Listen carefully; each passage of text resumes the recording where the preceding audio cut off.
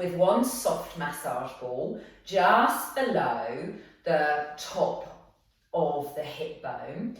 So if you just place your hands on your waist, where the kind of the middle finger sits, you'll feel a pointy bit at the top of the hip, and the ball will be placed just below the pointy bit. So let's do that. Let's come to lying on our bellies and just roll to one side, and you don't have to be too accurate, just don't have it within the groin. And you're just gonna rest there. So you're gonna place your forehead onto your hands, just resting the weight of your body down. I'm just going to come to the side so that you can turn my head to the side so that you can hear me more clearly. Just really going to let the body melt down. Now, if you feel that the lower back is a little sore, you can just tuck the pubic bone softly under, and you might want to add some tone through the pelvic floor if you choose to. So you're very simply going to lengthen the leg and lift the leg, and then lower it. Lengthen, so it's like you're reaching the top of the foot away from the ball, and then you lower.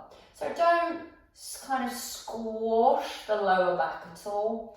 It's just quite a small movement, and you'll feel the ball kind of massaging that front of the pelvis. And you're going to bend the knee, and you're going to raise the thigh up from the floor. And again, you might need to tuck the pubic bone under. And we're going to roll the knee out, come back to center, and then roll the knee in. So I do this a lot on my massage table, working internal and external rotation of the hip. But in this, we are massaging the front of the pelvis too.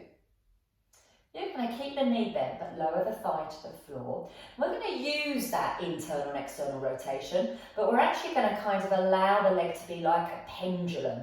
So just like a conductor would wave his orchestral baton and kind of free-flowing, that's kind of the sense that you want with your leg. So just start to rock from side to side, and then you let the leg drop from side to side, a bit like a semicircle.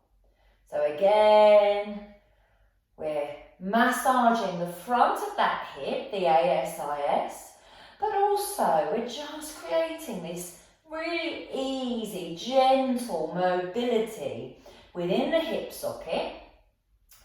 And sometimes when we have lower back, hip or hip pain, sometimes guard against this movement. I've found that this is really invaluable to my clients on the massage couch. So I might be palpating, compressing the piriformis muscle whilst they're just kind of conducting their imaginary orchestra. Coming to stillness. Just removing the ball. And as you settle down, just noticing the difference between the two sides. So the side that you've had the ball on, you might notice a sense of softness, of spaciousness perhaps. Before you do the other side, we'll just balance a little bit by doing just a couple of cat-cows. So the pubic bone tucks, the back rounds upwards, chin to chest, and then you turn the pubic bone up towards the ceiling, lengthening the belly and the breastbone forwards.